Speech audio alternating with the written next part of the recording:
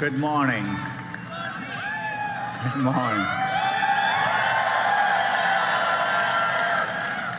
Welcome to Google I/O. It's a beautiful day, I think warmer than last year. Hope you're all enjoying it. Thank you for joining us.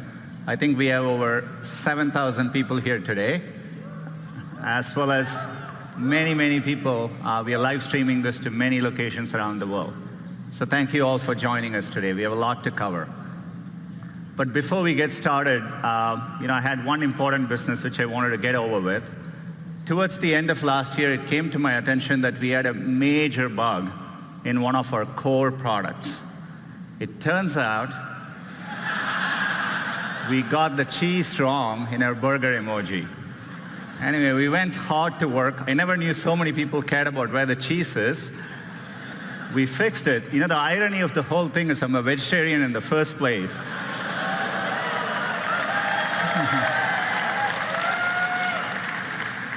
So we fixed it, but hopefully we got the cheese right. But as we were working on this came to my attention. I don't even want to tell you the explanation the team gave me as to why the foam is floating about the beer. But we restored the natural laws of physics.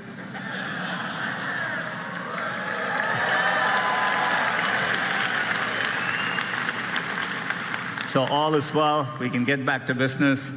We can talk about all the progress since last year's I/O. I'm sure all of you would agree it's been an extraordinary year on many fronts. I'm sure you've all felt it. We're at an important inflection point in computing, and it's exciting to be driving technology forward. And it's made us even more reflective about our responsibilities. Expectations for technology vary greatly depending on where you are in the world or what opportunities are available to you. For someone like me who grew up without a phone, I can distinctly remember how gaining access to technology can make a difference in your lives. And we see this in the work we do around the world. You see it when someone gets access to a smartphone for the first time. And you can feel it in the huge demand for digital skills we see. That's why we've been so focused on bringing digital skills to communities around the world. So far, we have trained over 25 million people, and we expect that number to rise over 60 million in the next 5 years. It's clear technology can be a positive force, but it's equally clear that we just can't be wide-eyed about the innovations technology creates. There are very real and important questions being raised about the impact of these advances and the role they'll play in our lives. So we know the path ahead needs to be navigated carefully and deliberately, and we feel a deep sense of responsibility to get this right. That's the spirit with which we are approaching our core mission to make information more useful, accessible, and beneficial to society. I've always felt that we were fortunate as a company to have a timeless mission that feels as relevant today as when we started. And we're excited about how we can approach our mission with renewed vigor thanks to the progress we see in AI. AI is enabling this for us to do this in new ways, solving problems for our users around the world. Last year at Google I/O, we announced Google AI. It's a collection of our teams and efforts to bring the benefits of AI to everyone. And we want this to work globally, so we are opening AI centers around the world. AI is going to impact many fields, and I want to give you a couple of examples today. Healthcare is one of the most important fields AI is going to transform. Last year, we announced our work on diabetic retinopathy, which is a leading cause of blindness, and we use deep learning to help doctors diagnose it earlier. And we've been running field trials since then at Aravind and Sankara hospitals in India, and the field trials are going really well. We are bringing expert diagnosis to places where trained doctors are scarce. It turned out, using the same retinal scans, there were things which humans quite didn't know to look for, but our AI systems offered more insights.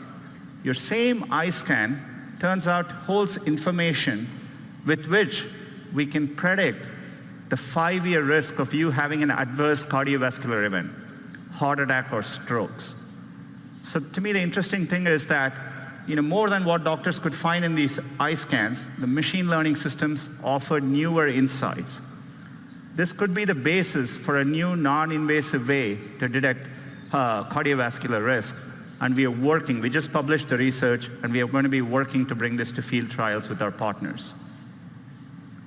Another area where AI can help is to actually help doctors predict medical events.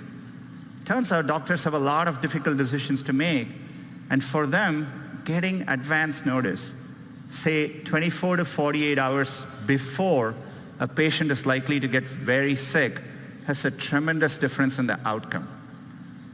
And so we put our machine learning systems to work.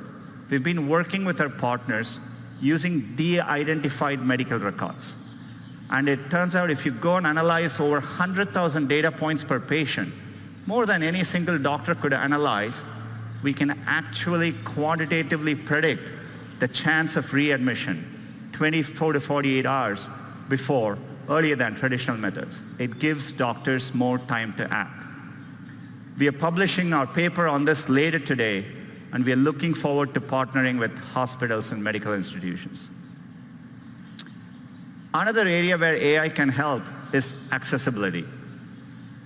We can make day-to-day use cases much easier for people. Let's take a common use case. You come back home in the night and you turn your TV on.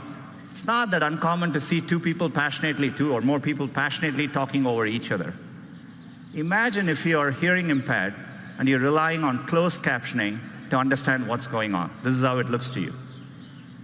On a Danny Ainge level, but he's above a Colangelo level. In other words, he understands enough to... As you can see, it's gibberish. You can't make sense of what's going on. So we have machine learning technology called Looking to Listen. It not only looks for audio cues, but combines it with visual cues to clearly disambiguate the two voices. Let's see how that can work, maybe in YouTube. Not on a Danny Ainge level, but he's above a Colangelo level. In other words, he understands enough to... You said it was all right to lose on purpose. You said it's all right to lose on purpose and advertise that to the fans. It's perfectly okay. You said it's okay. We have nothing else to talk about. We have a lot to talk about.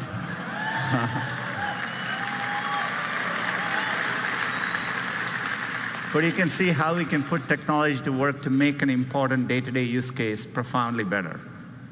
The great thing about technology is it's constantly evolving. In fact, we can even apply machine learning to a 200-year-old technology, Morse code, and make an impact in someone's quality of life. It's great to reinvent products with AI. Gboard is actually a great example of it. Every single day, we offer users, and users choose over 8 billion auto corrections each and every day. Another example of one of our core products, which we are redesigning with AI, is Gmail. We just had a new, fresher look for Gmail, a recent redesign. Hope you're all enjoying using it. We are bringing another feature to Gmail. We call it Smart Compose. So as the name suggests, we use machine learning to start suggesting phrases for you as you type. All you need to do is to hit tab and keep auto-completing.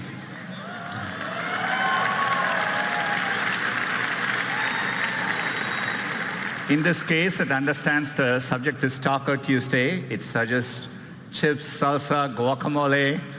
It takes care of mundane things like addresses so that you don't need to worry about it. You can actually focus on what you want to type. I've been loving using it. I've been sending a lot more emails to the company, not sure what the company thinks of it. But it's been great. We are rolling out Smart Compose to all our users this month and hope you enjoy using it as well.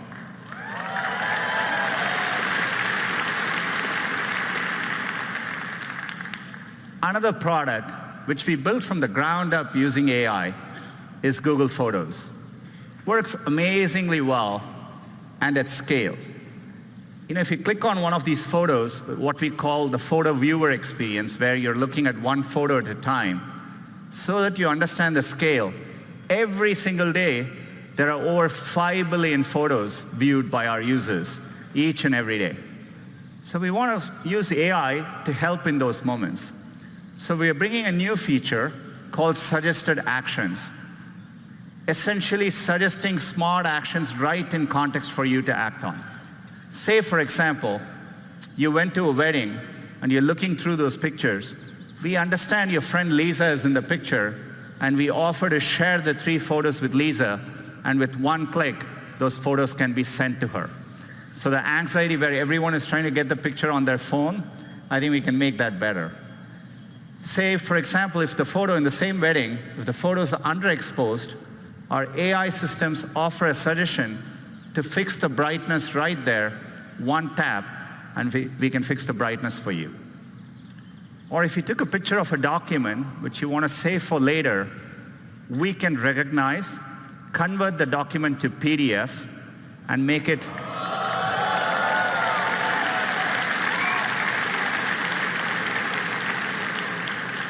much easier for you to use later. We want to make all these simple cases delightful. By the way, AI can also deliver unexpected moments. So for example, if you have this cute picture of your kid, we can make it better. We can drop the background color, pop the color, and make the kid even cuter. Or if you happen to have a very special memory, something in black and white, maybe of your mother and grandmother, we can recreate that moment in color and make that moment even more real and special.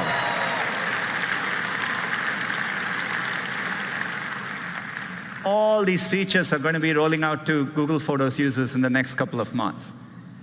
The reason we are able to do this is because for a while, we've been investing in the scale of our computational architecture.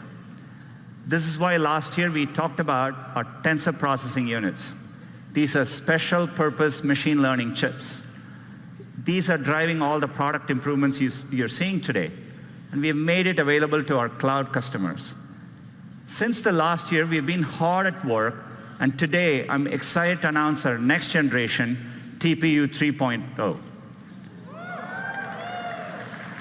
These chips are so powerful that for the first time, we've had to introduce liquid cooling in our data centers.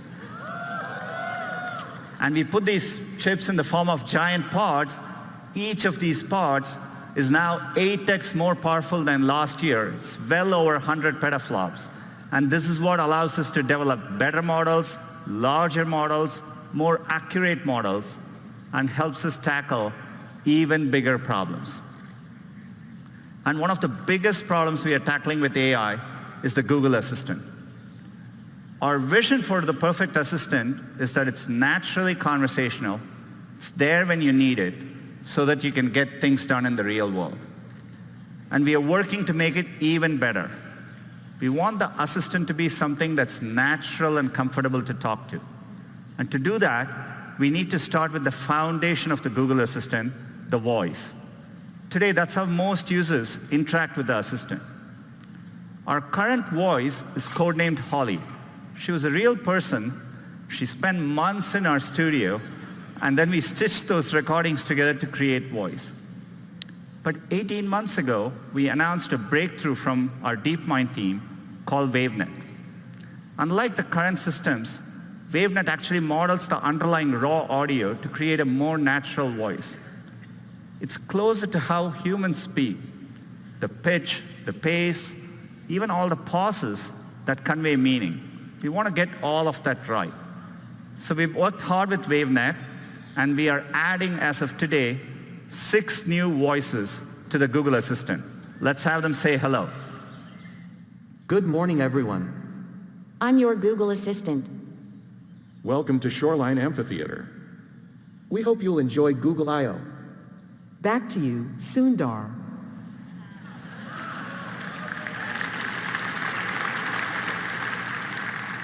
Our goal is one day to get the right accents, languages, and dialects right globally. WaveNet can make this much easier. With this technology, we started wondering, who we could get into the studio with an amazing voice. Take a look. Couscous, a type of North African semolina in granules made from crushed durum wheat. I want a puppy with sweet eyes and a fluffy tail who likes my haikus. Don't we all? Happy birthday to the person whose birthday it is. Happy birthday to you. John Legend. He would probably tell you he don't want to brag, but he'll be the best assistant you ever had. Can you tell me where you live? You can find me on all kinds of devices, phones, Google Homes, and if I'm lucky, in your heart.